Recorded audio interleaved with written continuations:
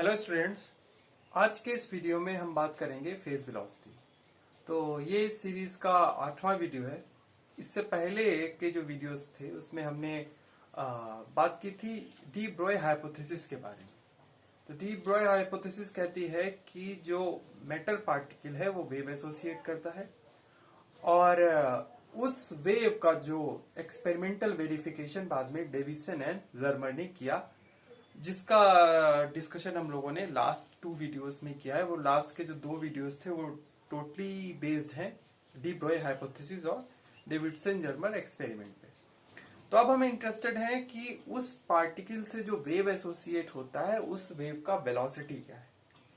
तो उस वेव का वेलोसिटी पहले तो फेज वेलोसिटी कैलकुलेट किया गया था, क्योंकि पहले लोगों ने कंसीडर किया कि उस मैटर वेव जो एसोसिएट हो रहा है, किसी भी मैटर पार्टिकल से जो वेव एसोसिएट हो रहा है उसकी जो वेलोसिटी है दैट इज फेज वेलोसिटी। यानी उस टाइम पे उसको एक हार्मोनिक वेव कंसीडर किया गया था कि जो वेव मैटर पार्टिकल से एसोसिएट हो रही है उसका जो वेवलेंथ है वो कांस्टेंट है और फ्रीक्वेंसी कांस्टेंट है।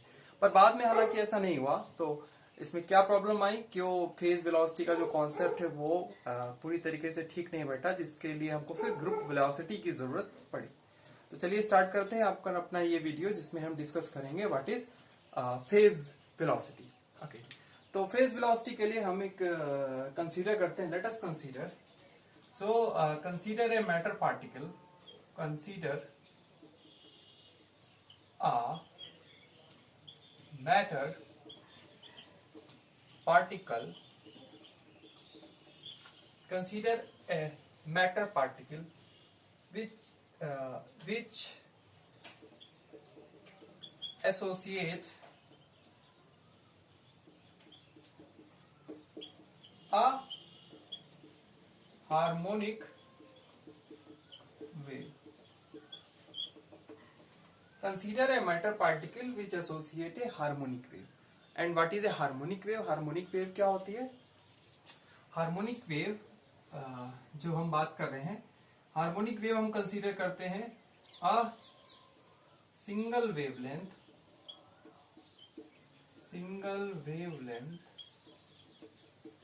कॉमा सिंगल फ्रीक्वेंसी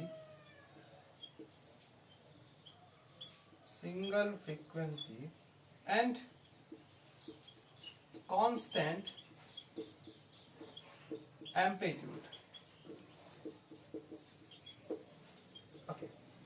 तो ये एक हार्मोनिक वेव का डेफिनेशन हो गया कि जिसमें सिंगल वेवलेंथ हो, सिंगल फ्रीक्वेंसी और एम्पलीट्यूड कांस्टेंट हो। तो मोनोक्रोमेटिक वेव आप कंसीडर कर सकते हैं। तो पहले जो मैटर पार्टिकल से जो डी ब्रोय जो वेव्स हैं, यानी मैटर वेव्स को एक हार्मोनिक वेव कंसीडर किया। तो इस वेव का अगर ग्राफिकल रिप्रेजेंटेशन देखें तो हम इस वेव को अगर ड्रॉ करें तो ये कुछ इस तरीके की वेव ड्रॉ करने पे बनेगी हमारी, कुछ ये इस तरीके का शेप लेगी। ये वेव ड्रॉ करें अगर,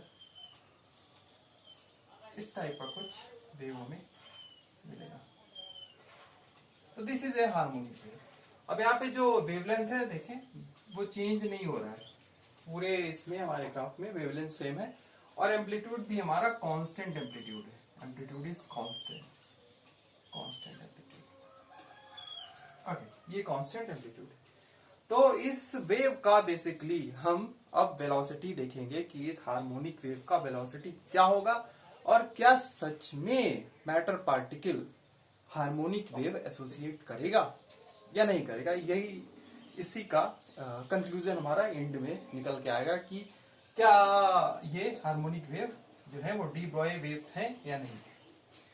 तो इसके लिए हम एक इसका वेलोसिटी अगर बात करें, इस हार्मोनिक वेव का अगर वेलोसिटी लें तो that velocity vp is equal to, इसका फ्रीक्वेंसी और लैम्डा इसका वेवलेंथ है, so we can write this velocity as nu into lambda. Nu क्या है? फ्रीक्वेंसी और लैम्डा है वेवलेंथ। अच्छा, तो ये बहुत सिंपल डेफिनेशन है वेलोसिटी का, न्यू इनटू लैम्डा। तो न्यू को हम थोड़ा सा चेंज करेंगे। न्यू को definition we know that nu is equal to omega over 2 pi and lambda is equals to 2 pi divided by k, where where omega is your angular frequency,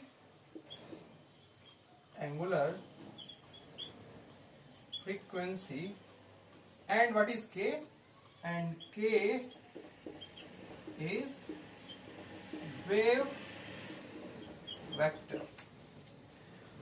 तो यहां से ये अगर वैल्यू इसकी हम सब्स्टिट्यूट करें तो यहां से हमें वीपी का कुछ वैल्यू मिलेगा। देखिए वीपी का क्या वैल्यू मिलता है, तो VP is equal to omega divide by 2 pi multiply by with 2 pi over के।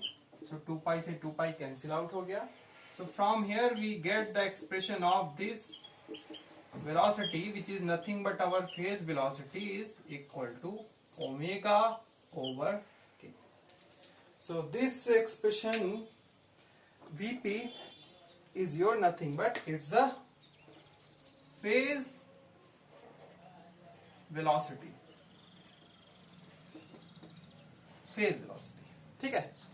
तो हमें एक्सप्रेशन मिल गया फेज वेलोसिटी का। अब इसी पे हमारा डिस्कशन होगा। तो इसका अगर हम डेफिनेशन के बारे में बात करें, मैं थोड़ा सा इसका डेफिनेशन देता हूं इस वीपी का।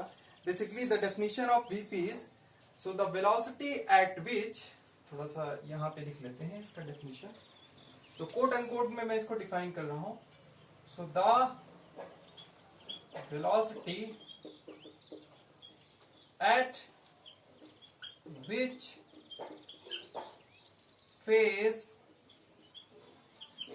सिंगल फेज या कांस्टेंट फेज बोलेंगे, एट विच सिंगल फेज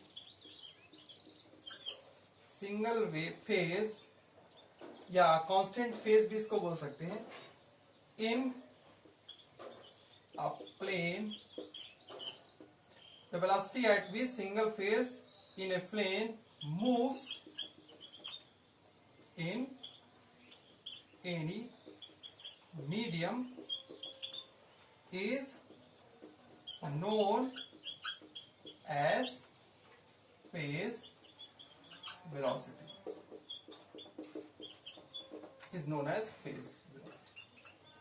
तो ये हमने इसका डेफिनेशन दे दिया। This is our definition of this phase velocity. Okay, expression क्या हो गया, Vp is equals to omega by k, where omega is angular frequency, k is wave vector, and this is the definition. The velocity at which single phase or constant phase in a plane moves in any medium is known as your phase velocity. Okay, तो जो भी important point है आप इसमें से note कर सकते हैं। अब हम इस एक्सप्रेशन पे थोड़ा सा डिस्कशन करेंगे कि क्या सच में जो मैटर वेव्स हैं वो उनका वेलोसिटी फेज वेलोसिटी होगा, वो ये एक्सप्रेशन कंसीडर करेंगे क्या। चलिए आगे बढ़ते हैं अपने इस वीडियो के नेक्स्ट पार्ट में, जो कि है फेज वेलोसिटी पे थोड़ा सा डिस्कशन। यानी इस फेज वेलोसिटी का एक तो हम इसका एक और एक्सप्रेशन देखेंगे। इस एक्सप्रेशन के साथ एक और एक्सप्रेशन हम बना सकते हैं। देखें जरा कैसे, कौन सा एक्सप्रेशन। तो हम फेज वेलोसिटी को एनर्जी और मोमेंटम के टर्म्स में भी हम डिफाइन कर सकते हैं। कैसे देखें, तो हमने अभी देखा Vp is equal to nu lambda. तो न्यू अगर बात करें तो एनर्जी और न्यू में एक रिलेशन है, E is equal to h nu, और वेवलेंथ और मोमेंटम में एक रिलेशन है, lambda is equal to h upon p. तो ये दोनों वैल्यूज को हम इस एक्सप्रेशन में सब्स्टिट्यूट कर दें।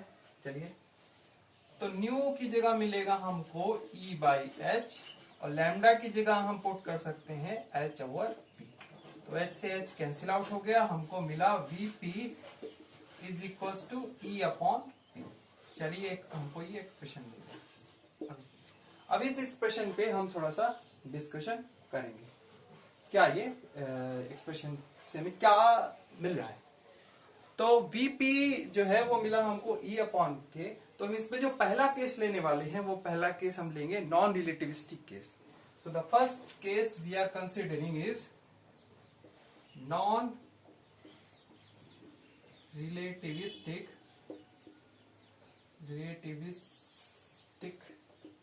केस। देखिए नॉन रिलेटिविस्टिक केस वो केस होता है जिसमें हम पार्टिकल का जो वेलोसिटी है वो लाइट की जो स्पीड है, जो वेलोसिटी है, उससे हम उसके कंपेरेबल नहीं है। ओके, तो उस केस को हम बोलते हैं नॉन रिलेटिविस्टिक केस। तो नॉन रिलेटिविस्टिक केस में जो पार्टिकल का जो हम एनर्जी कंसीडर कर सकते हैं that is mc², and momentum हम इसमें कंसीडर कर सकते हैं mv। ठीक है, तो यहाँ पे जो मास ले रहे हैं that is not totally exactly rest mass. Okay, तो रेस्ट मास और मास में रिलेशन है वो रिलेटिविस्टिक मैकेनिक्स में यानी स्पेशल थ्योरी ऑफ रिलेटिविटी में आएगा, उसमें बहुत ज्यादा नहीं जाएंगे क्योंकि वैसे भी ये कैंसिल आउट होने वाला है। तो यहां से जो हमको वेलोसिटी मिलेगी vp is equal to that is e by p that is equal to mc² divide by mv। So यहाँ पे जो हमको vp मिला that is c² by v, and here velocity is less than c। here velocity यानी v is less than c, so vp is always greater than c। जो phase velocity होगा किसी particle का, उसका जो स्पीड होगा that is always greater than speed of light. चलिए, ये तो नॉन रिलेटिविस्टिक केस होगा, है ना। हालांकि आप जानते हैं कि किसी भी पार्टिकल का जो वेलोसिटी है या स्पीड है वो लाइट की स्पीड से ज्यादा नहीं हो सकता। ठीक है, ज्यादा नहीं हो सकता, तो ये कंट्राडिक्टरी केस है। ठीक है, पर अभी पिक्चर पूरी नहीं हुई है, अभी हम इसका रिलेटिविस्टिक केस भी डिस्कस करेंगे। तो नेक्स्ट हम देखते हैं इसका relativistic case. So non relativistic के बाद हम हेडिंग डालते हैं रिलेटिविस्टिक केस। तो रिलेटिविस्टिक केस में जो पार्टिकल का हम एनर्जी कंसीडर करते हैं that is E is equal to square root of m0² c की पावर 4 प्लस p² c²। अच्छा, यहाँ पे m0 है वो रेस्ट मास डिफाइन कर रहा है बेसिकली, और ये यहाँ पे जो पहले मास लिया था वो मोशन में मास था। ओके, तो यहां से E है हमारा ये, तो इसको वापस वैल्यू पुट करें, vp निकालें जरा।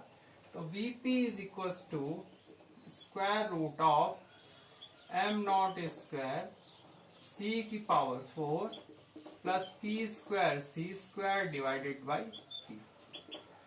तो यहाँ पे थोड़ा सा इसमें कैलकुलेशन करेंगे। तो स्क्वायर रूट पूरे पे हम कंसीडर कर लें तो यहाँ p² आ जाएगा। देखिए ध्यान से, अगर इस स्क्वायर रूट को मैं यहां से यहां कर लूं तो यहां हम p² लिख सकते हैं, बिल्कुल लिख सकते हैं। ठीक है, तो इसका नेक्स्ट थोड़ा सा कैलकुलेशन करके देखें तो आप खुद ही कैलकुलेट कर लेंगे। यहां से मिलेगा m0² c की power 4 divide by p² plus c²। Okay, अच्छा, यहां से c² है तो c बाहर निकाल सकते हैं। ठीक है, तो c को अगर हम बाहर निकाल लें तो ये एक्सप्रेशन बनेगा m0² c²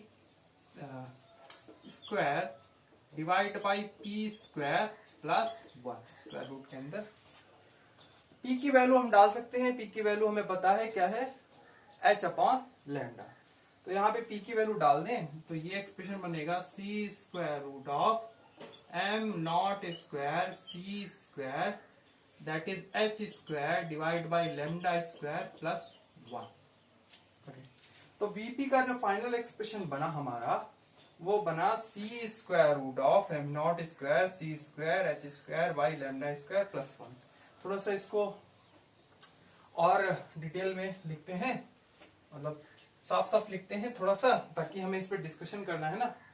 तो पहला नॉन रिलेटिविस्टिक केस का रिजल्ट मिला कि जो वेलोसिटी है phase velocity that is greater than c।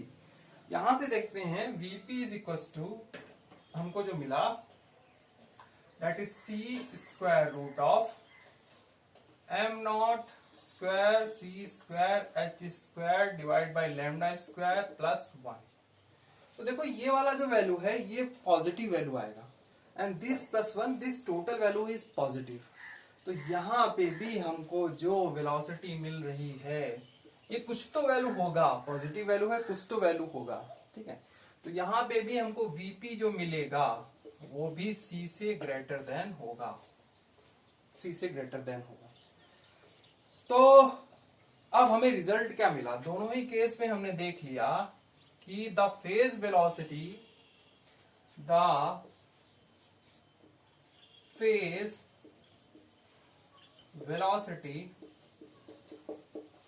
of a harmonic wave associated with a particle is always greater than speed of light या वेलोसिटी ऑफ लाइट, यानी c से जो है वो हमेशा ग्रेटर देन होगा। ये हमको हमारा रिजल्ट मिल गया। ठीक है, इतने सारे डिस्कशन के बाद हमको हमारा ये रिजल्ट मिला कि जो फेज वेलोसिटी है वो लाइट की स्पीड से जो है वो ज्यादा होगी। पर क्या ऐसा हो सकता है इन रियलिटी? क्या ऐसा पॉसिबल है? क्योंकि स्पेशल थ्योरी ऑफ रिलेटिविटी कहता है कि किसी भी पार्टिकल का जो स्पीड है वो लाइट के ज्यादा नहीं, एक्सीड नहीं कर सकता, इवन लाइट के बराबर भी नहीं हो सकता। ठीक है, तो ये जो रिजल्ट है ये कंट्राडिक्टरी है। सो इसको थोड़ा सा मिटाएंगे, थोड़ा अपना डिस्कशन करेंगे। रिजल्ट, ओके, रिजल्ट है कि according to special theory of relativity, ये क्वेश्चन आता है, कई बार पूछा जाता है एग्जाम में कि why phase velocity means of A particle is greater than c वगैरह वगैरह। इस पे बेस्ड जो भी क्वेश्चन है फेज वेलोसिटी में, ये एक क्वेश्चन बन जाता है। तो इसमें हम देख रहे हैं according to special theory of relativity, special theory of relativity, the speed of any particle can't exceed the speed of light।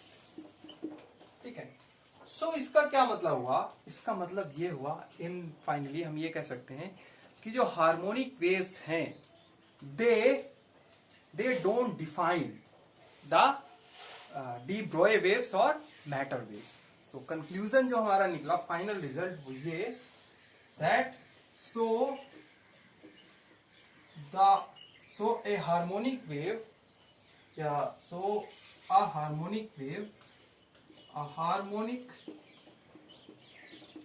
wave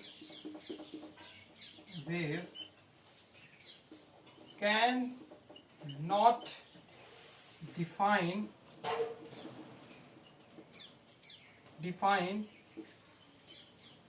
the matter or de Broglie